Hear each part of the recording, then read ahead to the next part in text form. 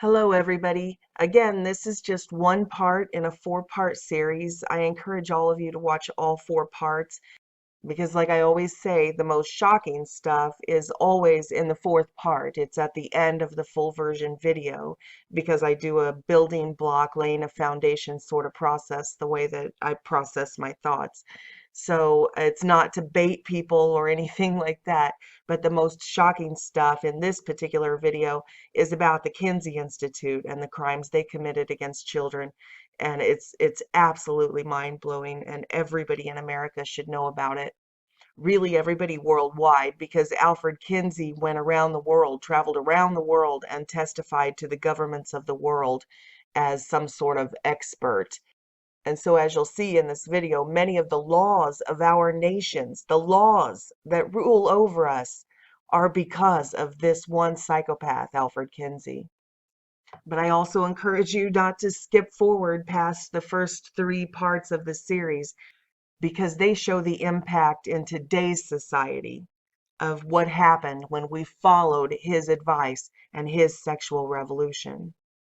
And it has led to crimes against humanity in untold ways.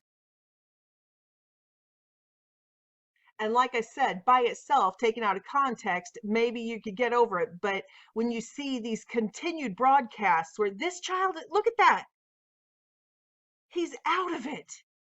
And at the end of the video, you can see they exchange gifts and they give him a toy chicken.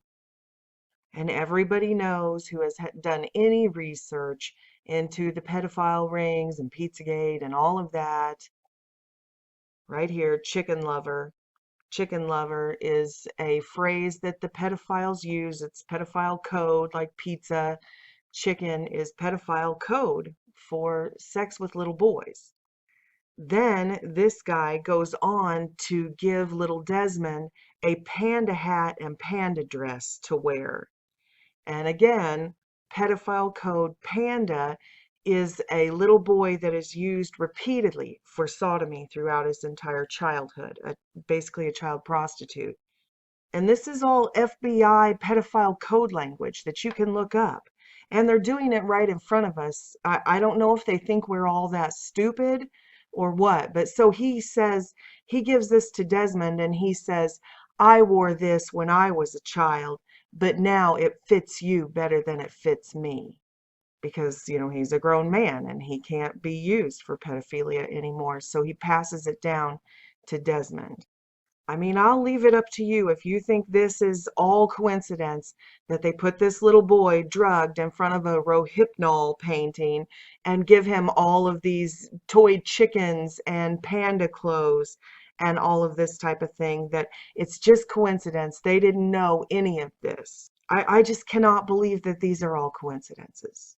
And I also cannot believe that in this day and age, the authorities are allowing this to go on in public view. And make no mistake, they are inspiring other children to accept sexual abuse.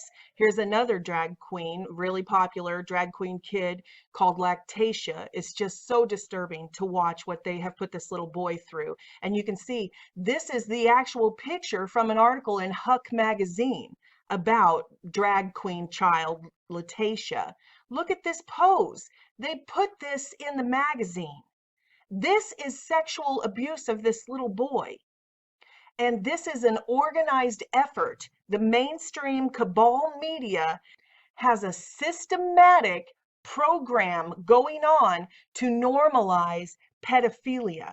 Okay, so the writer and photographer who did this article for Huck magazine also writes for Vice magazine. So let's look at some of the articles Vice magazine normalizing pedophilia and trying to make people sympathetic towards pedophiles.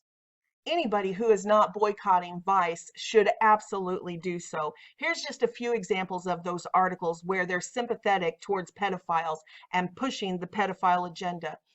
I spent a year living with non-offending pedophiles. This online community call themselves virtuous pedophiles because most of them claim, you don't say, they didn't say because none of them have sex with children, because most of them, oh God, I'm sorry, guys. I'm sorry, my voice is always cracking through this type of video, but this is really hard for me to convey. Because most of them claim to have never sexually engaged with a minor. They also claim that they never intend to. So I guess what? Child pornography is fine then, as long as they don't act on it? No, of course it's not. It's against the law. What's happening here? How is this considered a mainstream article?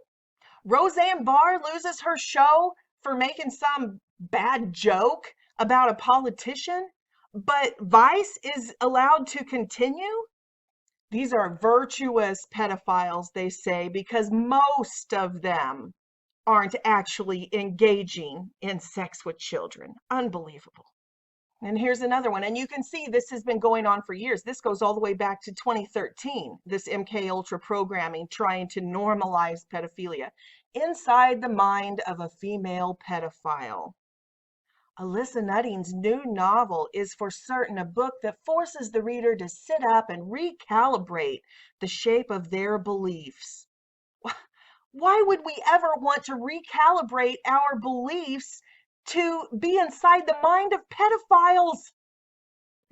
They're saying outright they want us to conform our belief system to think like pedophiles.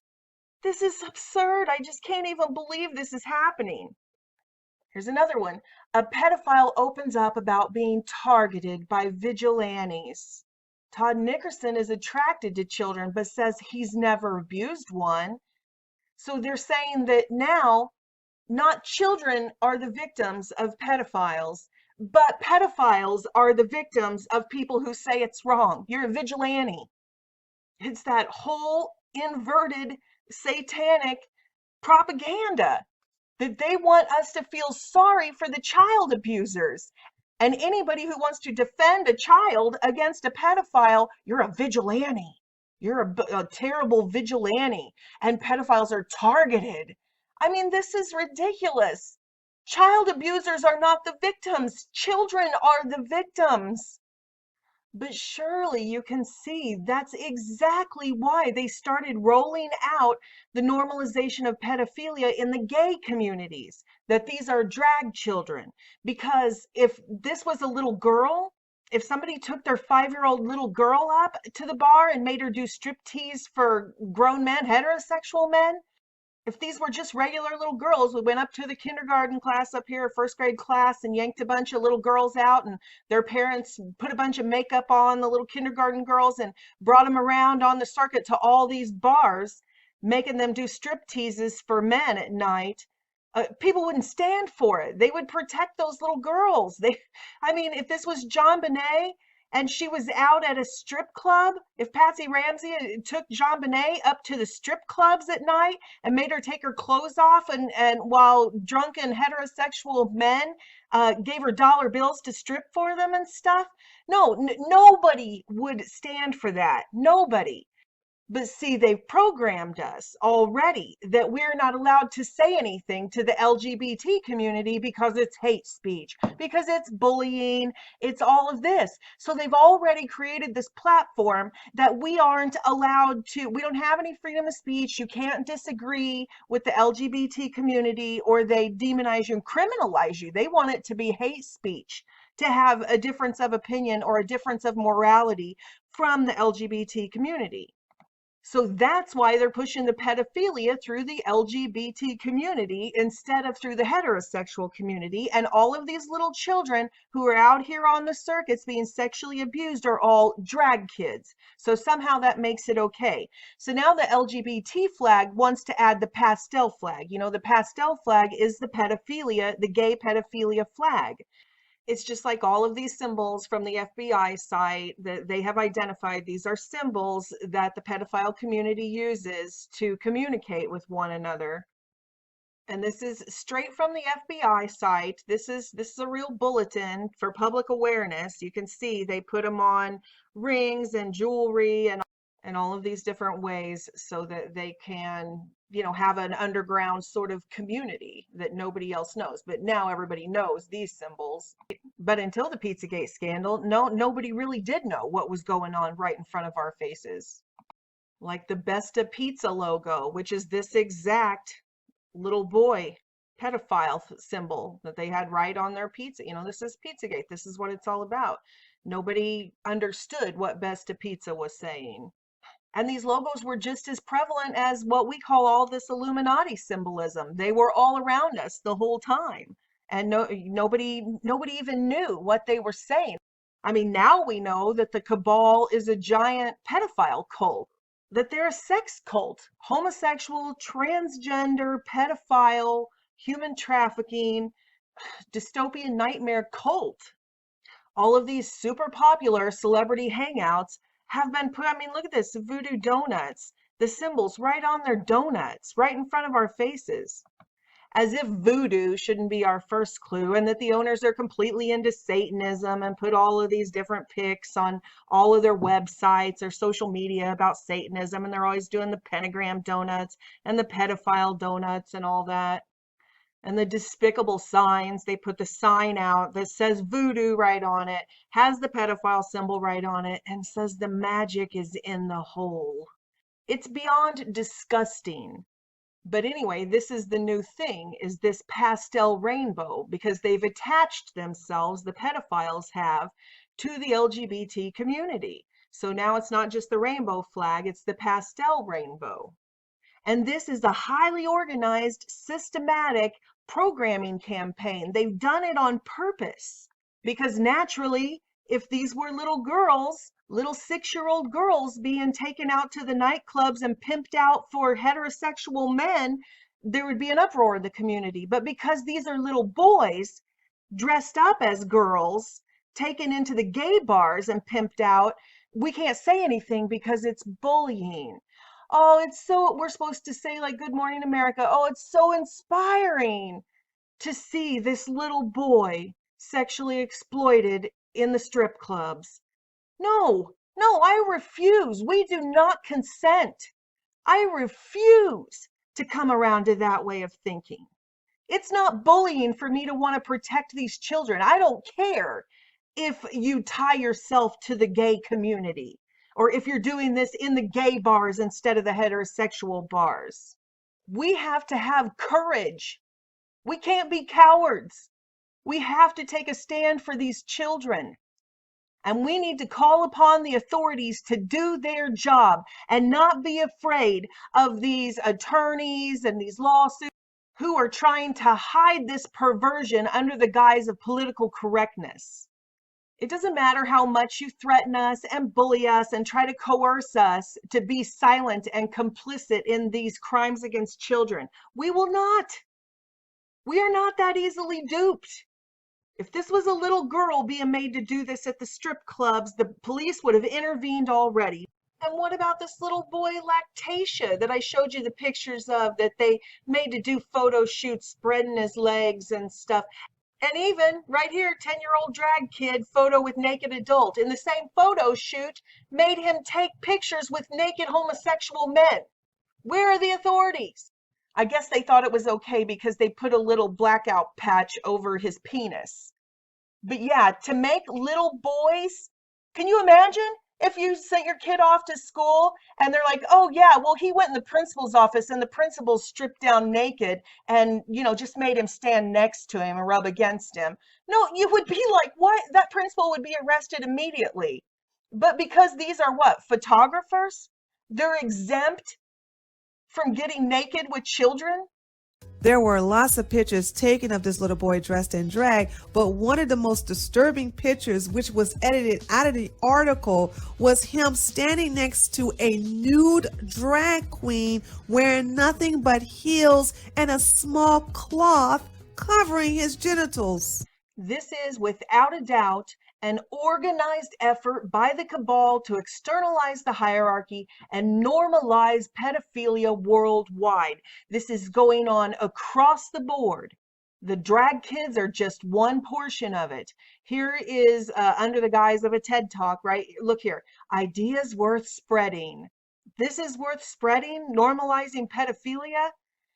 So this is a highly polished presentation given at a university to bring sympathy towards pedophiles and their plight. They're following the exact same steps that the homosexual agenda followed to normalize it. They're saying they're born this way. This is their sexual preference. They can't help it. They're born this way. Only now they're saying it about pedophiles. Check it out. They're using the exact same playbook. Let me tell you about Jonas. Jonas is 19 years old. He studies law in Munich. In his spare time, he likes to play soccer. Jonas has a secret which he thinks he cannot share with anyone, not even with his best friend or with his parents. And he also knows that there will never be a loving and fulfilling partnership that he can enter, because Jonas is a pedophile. He's only attracted to female children between the ages of 6 and 12 years. What is pedophilia and what is it not? In the ICD-10, the International Classification System for Illnesses, pedophilia is coded as the sexual preference for pre-adolescent children. Like every other sexual orientation, pedophilia can have different characteristics. For example, it can be heterosexual, it can be homosexual, bisexual. Some pedophiles are exclusively attracted to children. Others are not exclusively attracted to children, but they are also sexually interested in adults. It occurs unrelated to socio-economical status and unrelated to educational level. So generally speaking, anyone could be born a pedophile. Anyone could be born a pedophile. It is crucial to understand the difference between pedophilia and child sexual abuse. Pedophilia is only the sexual preference for pre-adolescent children. In fact, scientific studies indicate that only 20 to 30% of all child molesters are pedophiles. But a pedophile who doesn't abuse children has done nothing wrong. According to current research, pedophilia is an unchangeable sexual orientation, just like, for example, heterosexuality. So let's think about Jonas again. Scientific studies indicate that one of the strongest predictors for child sexual abuse committed by pedophiles is social isolation. For example, they can't tell their friends that they can't go to the beach because children in swimsuits might be there as well. And they can never be completely frank with someone else. We can make a difference for Jonas. We, as a society, can be there for him. At the moment, we live in a world that already excludes pedophiles because of their preference alone. We can make Jonas feel that he stays a valuable member of our society, although he's a pedophile. Okay, so that should be enough to get my point across, that clearly they are trying to normalize pedophilia. I'll put the link below so that you can watch that whole presentation if you want to, because in all fairness, their scientific researchers and all of that wanted to make sure that they said they didn't condone child sexual abuse. But then, of course, they followed it with the most ludicrous, illogical, unscientific statements like child molesters aren't pedophiles. Most child molesters aren't pedophiles, although the very definition of pedophilia is child molesting. You see what I'm saying there? That these are the scientists who are on the circuit with all of their expertise trying to teach the masses. But anyway, the link's below if you think you can stomach it. But my point for right now is just to bring awareness to the fact that this is an organized effort. This is a systematic program to bring this into normalcy. the same way they did with transgender and the same way they did with homosexuality, all of that. And I'm going to go into the fraud, the medical fraud with this transgender mutilation, and that they target young people with malleable minds so that they can confuse their minds and confuse their senses and brainwash them to joining this sex cult. And this isn't just something that emotionally harms these children. They're targeting our children, is the point. They're targeting our human children. And this is why we had such a frenzy over the battle for Supreme Court justices, over Justice Kavanaugh, because they don't want anybody on the Supreme Court that was not picked by the cabal. That's how we get things like abortion legalized, because they've overthrown the Constitution of the United States of America already. The coup has already happened. We have three branches of government: the legislative branch, the judicial branch, and the executive branch. That would be the legislative branch makes the laws. Then you have the judicial branch. That would be like the Supreme Court. They just interpret the laws.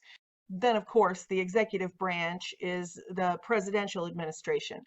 And that was put in place for checks and balances. But there are no checks and balances because now laws are made by the Supreme Court instead of the legislative branch. There was no law ever passed by the legislative branch of the United States government saying abortion is legal. Nobody voted. Not one congressman voted. Not one American citizen voted. No, these Supreme Court justices right here decided. And then it's a precedent. They say, oh, it's the law of the land. Well, the judicial branch doesn't make law. That's against our checks and balances. That's against the Constitution of the United States of America, but nobody cares. But that's why we always have this frenzy over Supreme Court justices, because they have loaded up the Supreme Court with these cabal members who support every manner of perversion. Like, here's Ruth Bader Ginsburg. Back when she was in the ACLU, she was an ACLU attorney. Like I mentioned earlier, everybody knows the American Civil Liberties Union is a misnomer. They are nothing but the cabal branch of lawyers that go out and tyrannically force people to give up their own belief systems and stop practicing. They're the ones who are always behind every time prayer is banned, every time the Bible's banned, every time nativity scenes are taken down. That's always the ACLU. Look up every single case. But never, they're not about liberties, because I'm an American citizen. I have human rights. Don't I have civil liberties? But they have never taken one case since their inception to defend the liberties of a Christian. When a Christian, you go into a Christian bakery and you tell them, no, you will make homosexual cakes and you will, do this against your will. No, the ACLU won't defend them. They'll say, oh, they don't have any freedom. No, of course Christians should be bullied and coerced and forced against their will to do things they don't want to. Of course Christians should have no freedom of expression. Oh, but if you're a homosexual or you want to kill your baby, then, there's the ACLU. Boom, free lawyers. Free lawyers for everybody who wants sin. But if you're a Christian, the ACLU will not ever represent you, period. So anyway, Ruth Bader Ginsburg in her younger years was an ACLU attorney. That's how she came up. And back in the 70s, she authored a report saying that the age of consent should be lowered to 12 years old. And I know Snopes and everybody else will twist it all around and say, well, she wasn't really saying it in that context. She was trying to, make gender equality and saying that, oh, men are considered rapists and women aren't. And she was trying to do that. And that's it doesn't matter. She wrote 12 years old should be the limit. No, she didn't say we should lower the age to get a driver's license to 12 years old. She didn't say we should lower the age to get a beard to 12 years old. She said that 12-year-olds should be able to consent to sex with adults, therefore it would not be considered rape. Now take that in the context of that little 11-year-old boy that's being drugged into the strip clubs. That would mean in a matter of months, he could have sex with those men handing him those dollar bills, and it wouldn't be a crime. It would no longer be considered pedophilia. That's why the Satanists were clawing at the doors of the Supreme Court, having meltdowns when a conservative got appointed to the Supreme Court. It's the end all of end alls if they lose the majority, because they're passing laws illegally from the judicial branch. And that's the way the cabal works. Like I always say, there's not as many of them as they want us to believe. They want us to live in fear and think they're everywhere, and they're not. They're infiltrators, and that's how they work. So we have 9 people here, not we the people, for the people, by the people. We have an oligarchy of 9 people, unelected, 9 unelected. Americans do not get to vote on the Supreme Court justices. They are appointed. So we have 9 appointed people that no American ever voted for, and just arbitrarily write down their ideas, their thoughts, and it becomes law. So this is exactly how these oligarchies are put in place by the cabal. And I'm going to close out this video by showing you the medical fraud that the same exact thing happened. This doctor from Johns Hopkins that has been involved in transgender medicine from way back, he lays out the entire fraudulent system, how literally a handful of people, less than 15 people, became the steering committee over an association of over 60,000 doctors. And they write the doctrine, fraudulent doctrine. They write this down, and then they send it out as if it is the new medical, it's scientifically proven, and all of this down, that trickle down effect through all of the association. And the 60,000 doctors then assume, well, it's a manual, it must be true, and they act on that. And so it's exactly the way they infiltrated the Supreme Court. There's a council of 15 people that sit over this association. So what they did was get the majority, it's not even the full 15, but they got a majority of infiltrators placed in those roles to overlook the fraud in the peer-reviewed articles, and boom, it was done. Okay, this is the Homosexual Manifesto, printed in February of 1987 in the Gay Community News, written by Michael Swift, a quote-unquote gay revolutionary. Now, we all know that the LGBT community has been militant. Scholars and professors who study the movement going back to the 60s and 70s say that they became militant around the 1970s and forceful and tyrannical. And this is exactly what you see in this manifesto written in 1987. They flat out say that they are coming after our children, our straight children. So anybody who wants to say, oh, well, they just want to live their lives, well, listen to what they wrote. And like I always say, I am so tired of being gaslighted. Save it. You can't convince me I'm crazy. You can't say this is my fault that these are a gay person's words. This is what a gay person said about attacking my children and my son in the locker rooms, okay? Handle your own community. Don't blame Christians because we refuse to be gaslighted and say, hey, when you say you're coming after our sons, we take that seriously and we want to protect our children.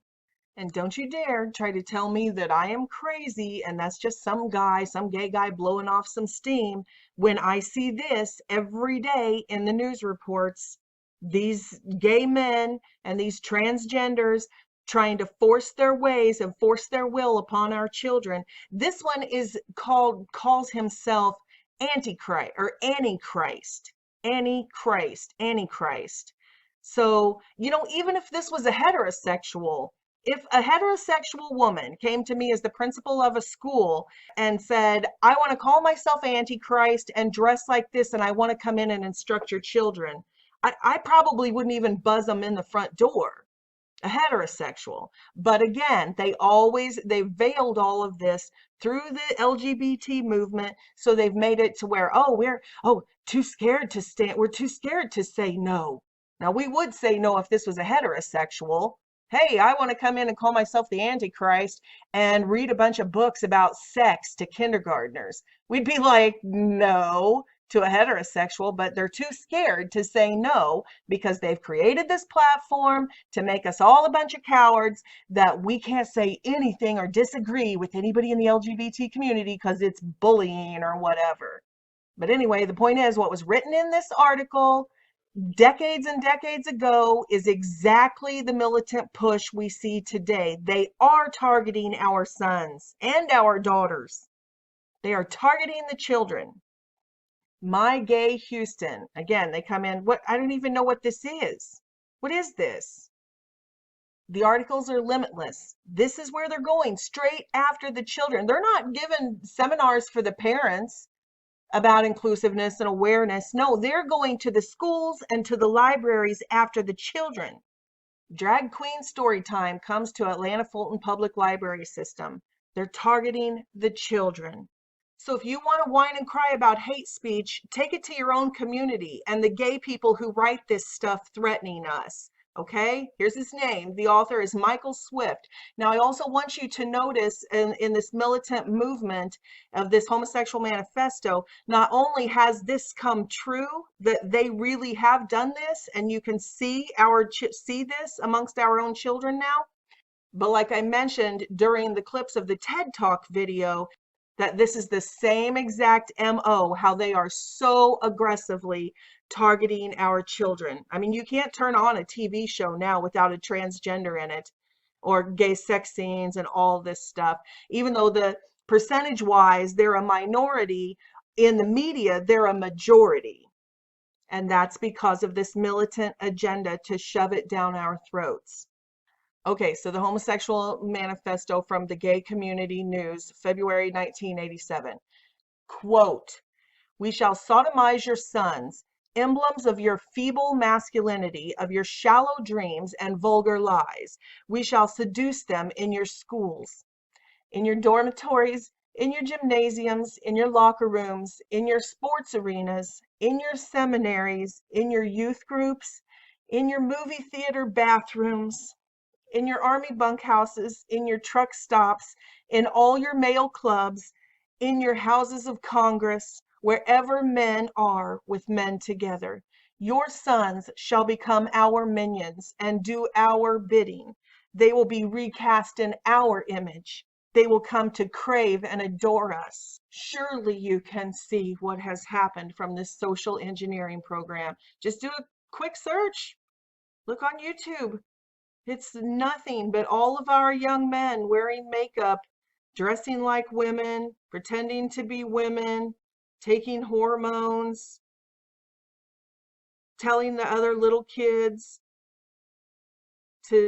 little boys, that they should dress like women, how to dress like women, all sorts of, I mean, it's just one after the other. Tips, tips, tips, tips. Male to female, makeup, trans tips. These are all boys. These are our boys. How to transition, trans tips. This is Zoe whatever. He's forget about it. Anyway, doesn't that sound like the manifesto I just read? It's actually, what is that? I guess it's only 32 years. 32 years later, they will come to crave and adore us. Your sons shall become our minions and do our bidding. And I've done lots of videos about that, about how the MK Ultra programming has gone beyond them just programming our children. They've programmed our children to program their peers and the children littler than them.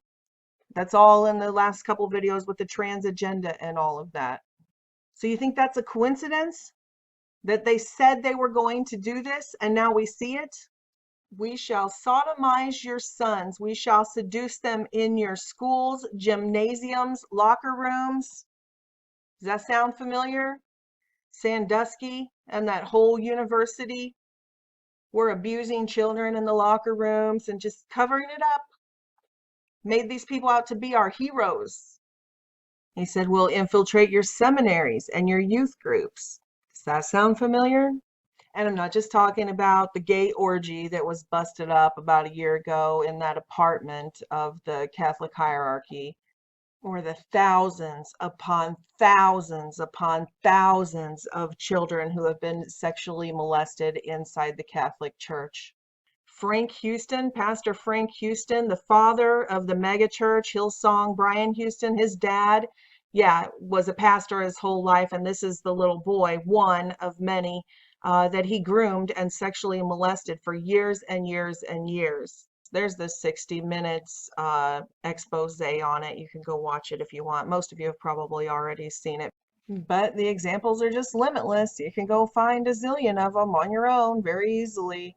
So is it just a coincidence that this militant homosexual manifesto and the TRANSagenda and all of that is happening like textbook, one by one, point by point, the way they advertised it, the way they published it in their gay community news back over 30 years ago? Okay, let's keep going. Women, you cry for freedom. You say you're no longer satisfied with your men. They make you unhappy. We, connoisseurs of the masculine face, the masculine physique, shall take your men from you then. We will amuse them. We will instruct them. Now, see, I've lived this. People who follow my channel know that my husband, my ex-husband, left his own child and me, our son and I, to become a homosexual. And he was absolutely, it went down like Colt 101. I couldn't believe it. I didn't even know what was happening. They told him, it says, we will amuse them and instruct them. All of a sudden, out of nowhere, he says he's getting counseling from somebody, but won't tell anybody who. And my attorney even requested these medical records from this psychological counseling he was receiving. And they said that it wasn't a licensed professional. This LGBT community instructed him, and the great advice they gave him was he had to cut off contact with his family. Cult 101. This is exactly verbatim. His parents are like, well, this is what he says, but he won't tell us, who's instructing him either. So anyway, he said, well, they told me, this out of his own mouth, I'm not making this up. They told me that I can't have clarity of thought unless I cut off all contact with you, meaning, me and our son, his family. So that's exactly what cults do, right?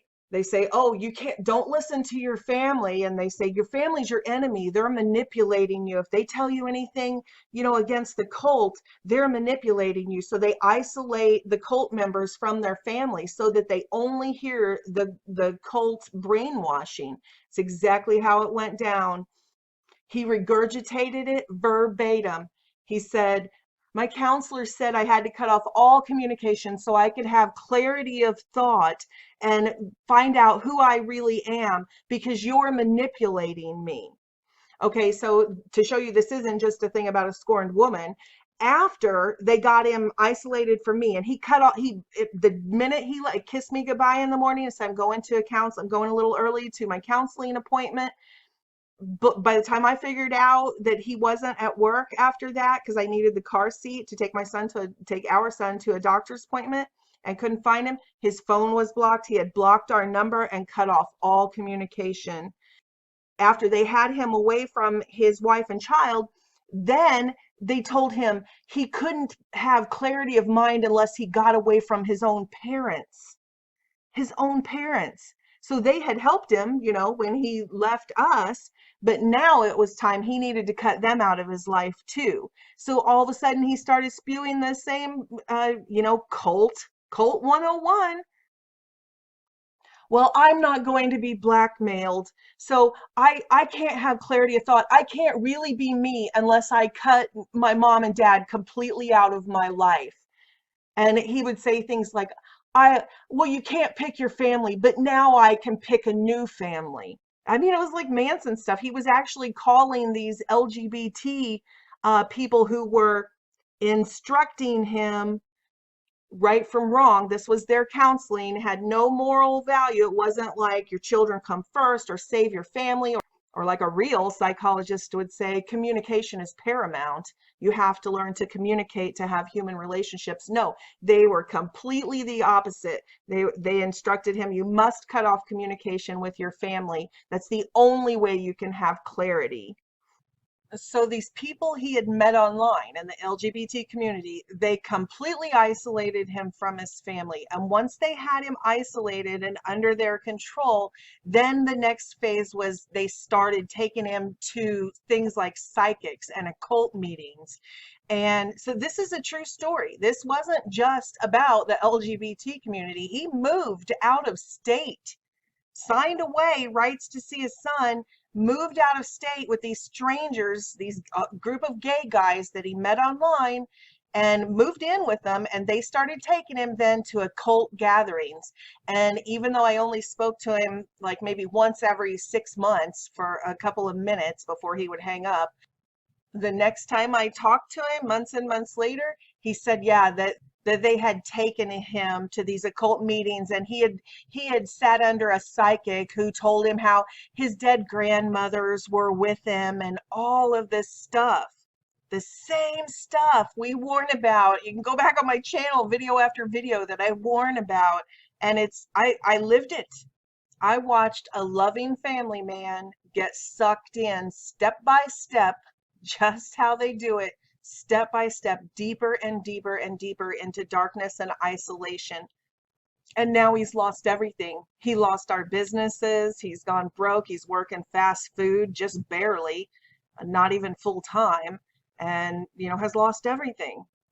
And through this descent, every time that his parents or me, that we tried to reach out to him and try to save him from this, he would parrot that cult isolation brainwashing, that you're just trying to manipulate and control me.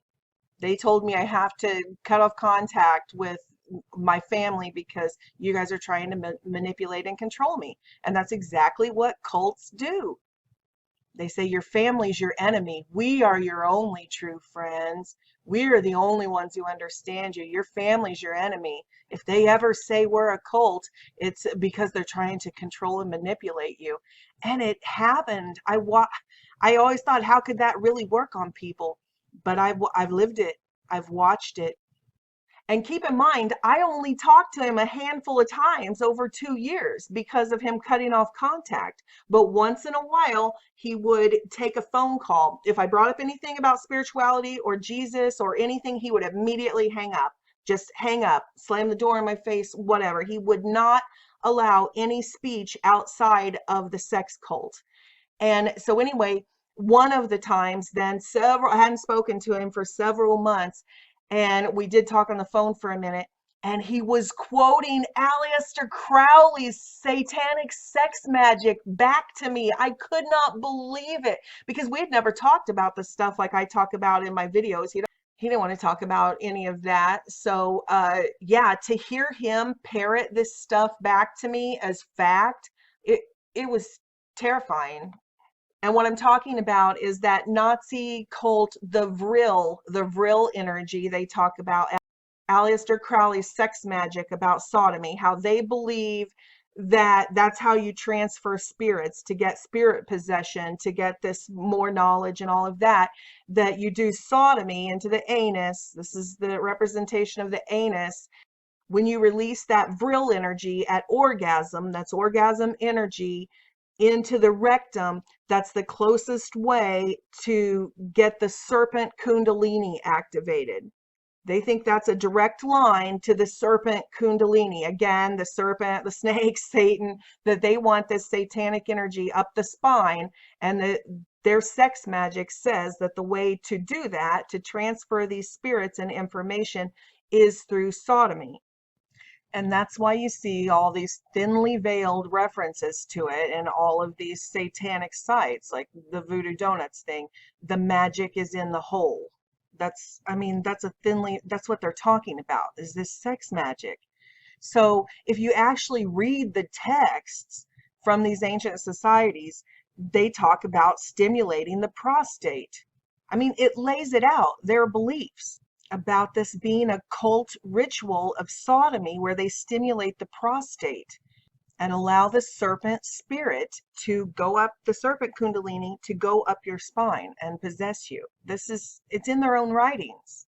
So anyway, one day out of the blue, in one of these very rare conversations, he starts talking about sex magic. He starts talking about the prostate. Exactly. I couldn't believe it. I mean, he was an intelligent man. I never would have thought that he would have fallen for this stuff. But he has absolutely no awareness. He's probably never heard anything about any of this. So when he was inside this echo chamber from this LGBT community, telling him this stuff about the prostate and all of that, he thought it was like something scientific or something, you know, their community had discovered. He has no idea that they're regurgitating something from a satanic ritual book from back before Nazi Germany. And he became really vile. He never really cussed or anything before he left and fell under their complete control. But then he called me a dumb cunt on the phone. I'd never heard him speak like that to any human, let alone me.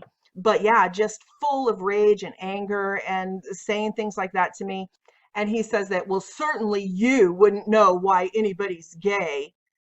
And he went on to tell me how all men are essentially gay because the prostate gland is the male G spot. And I tried to like get a word in edgewise. I'm like, are you serious? I mean, humanity would have been extinct in one generation because you can't conceive a child in some guy's butthole. Are you seriously saying that biologically the correct way to have intercourse is sodomy because the male prostate gland is the G spot? And that's exactly this satanic sex magic. That's what they teach. I told him, I mean, he hung up on me, but the only words I got in edgewise was, oh my God, I had no idea you were so far gone. You're in a cult. And of course he hung up on me, which that must have sounded crazy because he has no education. He's never read any of these books. And, you know, I've studied this for a lifetime almost, but he's never read a single book by any of these people. So he had absolutely no idea. But that's a true story. So all of the people who say it's hate speech or I shouldn't have freedom of speech to recount my own life experience, that's just not true. This is my life. And I can tell you about it firsthand. This isn't a story I heard from somebody else. This happened to me. My husband was drawn away and fell under the instruction of this militant LGBT community. And he went from being the nicest, sweetest guy ever to being full of rage and just vile and cussing, words I've never heard come out of his mouth, turned against everyone in his family, not just me. To this day, he hasn't spoken to his parents in years. They're heart sick. And I just want to point out for clarity, nobody in his family walked out on him. He walked out on everybody. No one, not one of us, cut off contact with him. So I know a lot of people say, oh, well, after he came out as gay, you guys didn't know. No, you're not pinning this on us. After he finally came clean, after he had been gone quite a while, and he made the call to me and the call to his parents, both of us supported him. I just said, you know, how long have you felt this way?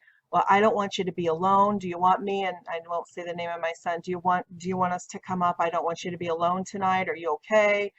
His parents, the same way. They talked to him on the phone. They didn't hang up or throw a fit.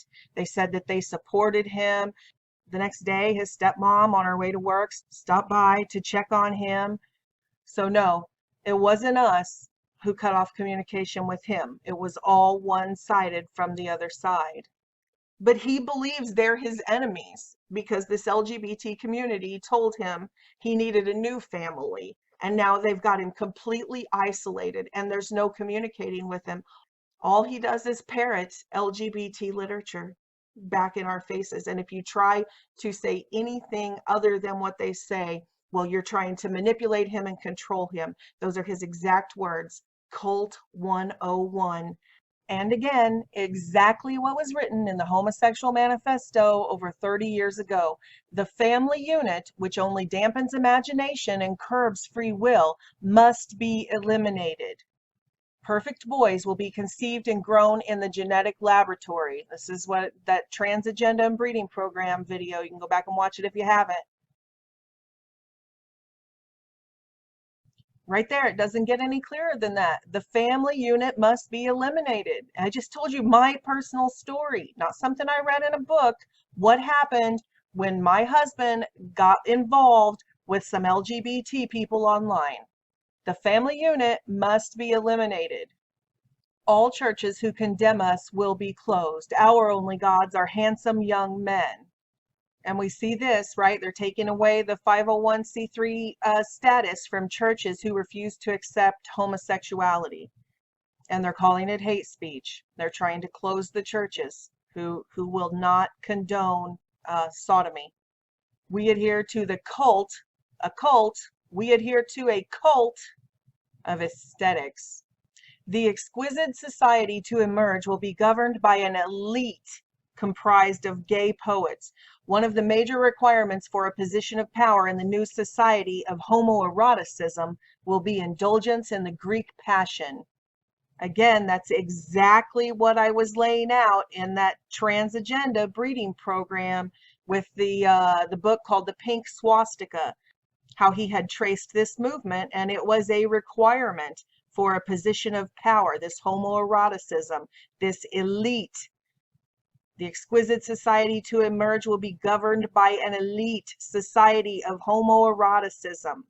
So we saw it back in Hitler's time, and then this was written in 1987, and we've been through this for hours in the last several videos I put up, where every corporation and everything, all the positions of power above a certain pay grade, are filled with these people. We shall rewrite history. We shall portray the homosexuality of the great leaders and thinkers who have shaped the world. We will convince them that homosexuality and intelligence and imagination are inextricably linked. It's just, I mean, it's verbatim. I mean, surely you guys can see that this has been made manifest. They've done this. Okay, moving on from the homosexual manifesto on to their next step, which is the transgender. Let's take a look at how these players have implemented this in our society as well. As always, I will put the link to this entire presentation that he gave at this conference for anybody who's interested. And I really wish everybody would go and listen to it and spread it around. This can be found on the Mass Resistance channel, and it's from a conference in Fort Worth, Texas in November of 2017. But people need to become aware that this isn't a cultural difference. This is based on fraud and crime, the way they do everything, like Enron. I mean, this is fraud. This is medical fraud, and this needs to be exposed. I think a lot of people think that we are still pleading our case based on, you know, opinions or religious differences and belief systems. That's not what I'm talking about here at all. I'm talking about hard science and medicine and fraud. A crime syndicate who has perpetrated fraud on an entire medical community by falsifying documents and studies and doing sort of pyramid scheme type citations. It's fraud. And people need to know this, that we are not basing this on our religious ideals, but we are exposing a crime syndicate. And these crimes go far beyond just falsifying documents and stuff. Anybody who's researched the Kinsey Institute that was established in 1947 for research into sex, gender, and reproduction knows that it was an MK Ultra horror show. So many children were sexually abused and molested. And here's one, Dr. Judith Reisman exposing the Kinsey sex cult. She actually called it a sex cult. It was horrific. And Alfred Kinsey himself had direct links to Aleister Crowley. Direct links. Just like we saw Jack Parsons with the Jet Propulsion Laboratory for NASA having direct links going back to Aleister Crowley. This is real. These were Satanists, sex-abusing, pedophile Satanists. And these victims, these child victims from the 1940s and 50s, the horror stories, and the child sex abuse that they went through under what Kinsey called studies, research studies, was no doubt crimes against humanity. And yet this very same Kinsey philosophies are still taught in the universities today. But let's go back real quick to the Johns Hopkins doctor and let him explain to you how Kinsey, among others, who he calls the Three Musketeers, shaped this sexual perversion this transgender, gender confusion, how these people shaped what our children have been taught in the universities through a very literal cult social engineering program. So I know this seminar is about the transgender movement, but please stick around to the end because this is going to tie together everything that this video has been about. And these same players you'll see financed by the Rockefellers, they were sexual monsters.